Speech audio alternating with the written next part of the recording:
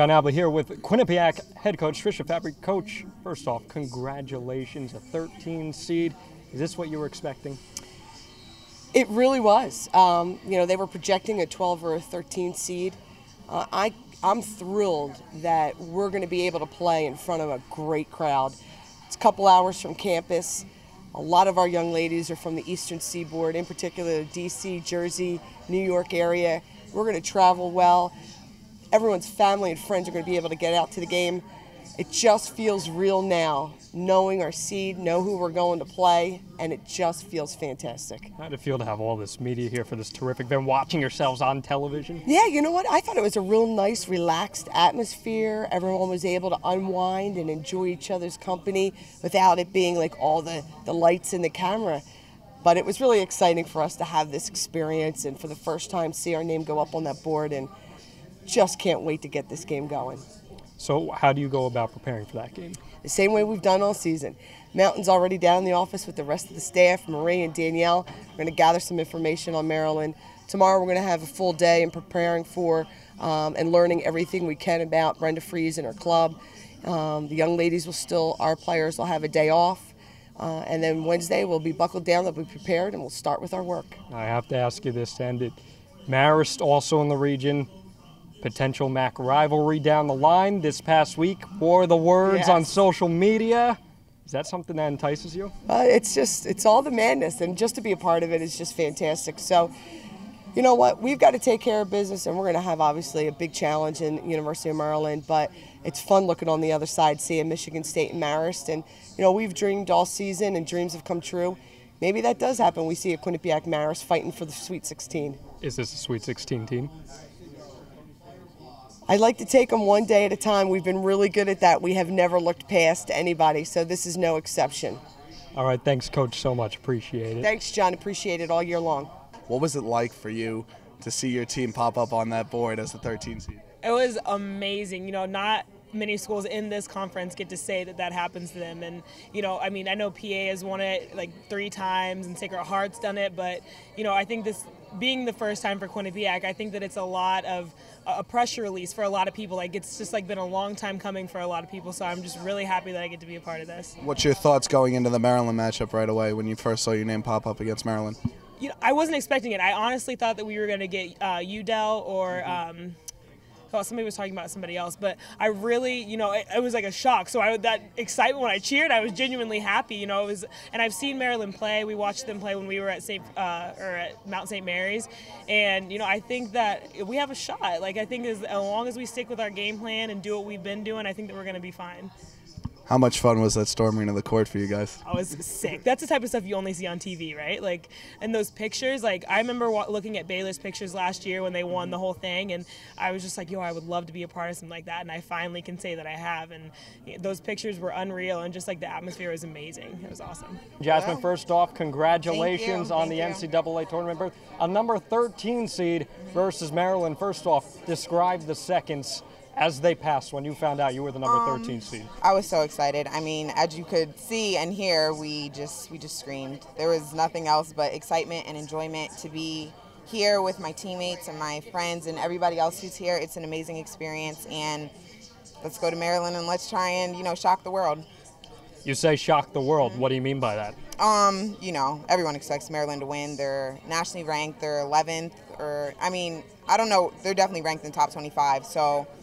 And Quinnipiac, no one has ever heard of us, so, going into this, we just need to keep our minds right and just do what we've been doing all year.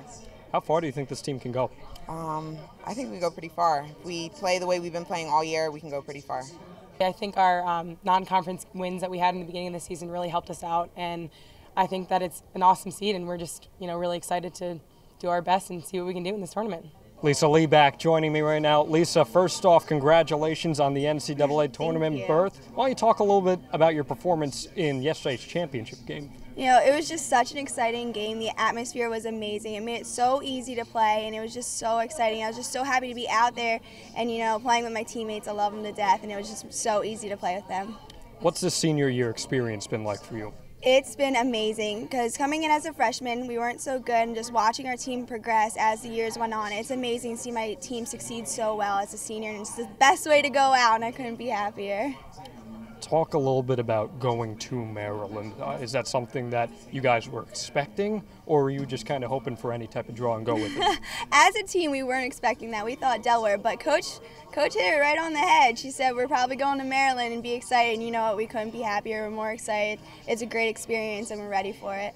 Here's the bottom line. Marist is not too far away at number 12. A little bit of fire between the teams already.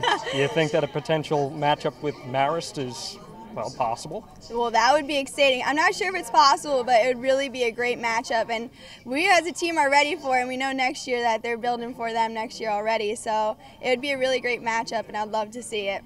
Jon Alba and Jordan Katz here at the TD Bank Sports Center, just minutes after finding out that the Quinnipiac Bobcats will be heading to the NCAA tournament as a 13 seed. Jordan, let's break it down. They're facing the Maryland Terrapins. Is this a draw that you were expecting? Actually, I was. I said that they would wind up at College Park. I thought Maryland would be the 4 seed. I know a lot of people expected them to play Delaware, but I thought it would be College Park, and that's where they're winding up. So do you think this is a winnable game for this team? Absolutely. I thought it was a winnable game either way. I think that this team, the ability to go 10, 11 players deep is a weapon, and three things are common between teams that wind up pulling upsets. One of them is that they wind up that they can shoot the three well. If you can stretch the defense with your three-point shot and play offense, that's one way that you wind up being victorious.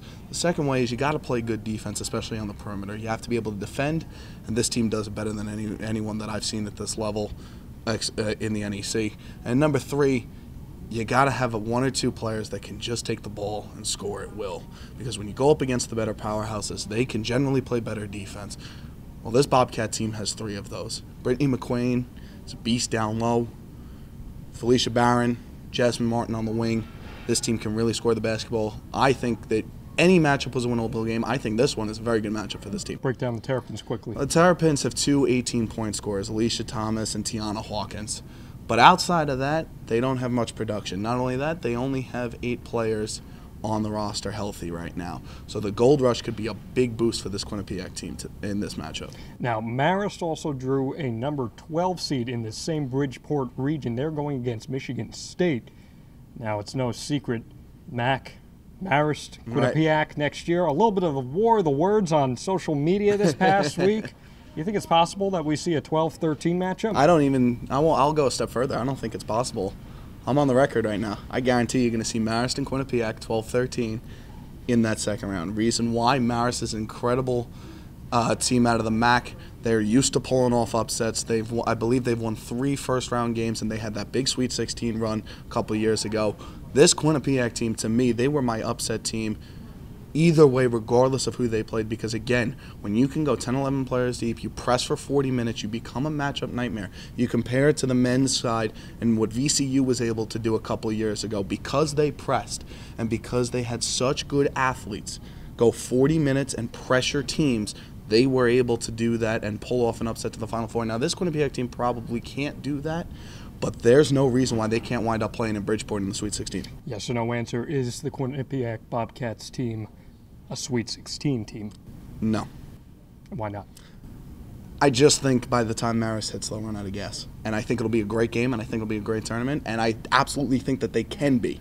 I just don't see it happening, but I will say yes to a first-round upset. Well, regardless, the Quinnipiac Bobcats women's basketball team are heading to the NCAA tournament. Yeah, there's dancing in Hamden just a day after St. Patrick's Day. If you want to find out more about Q30, head to Q30.org and follow Q30 Sports on Twitter @Q30 Sports. For Jordan Katz, I'm Jon Alba. Take care, everyone.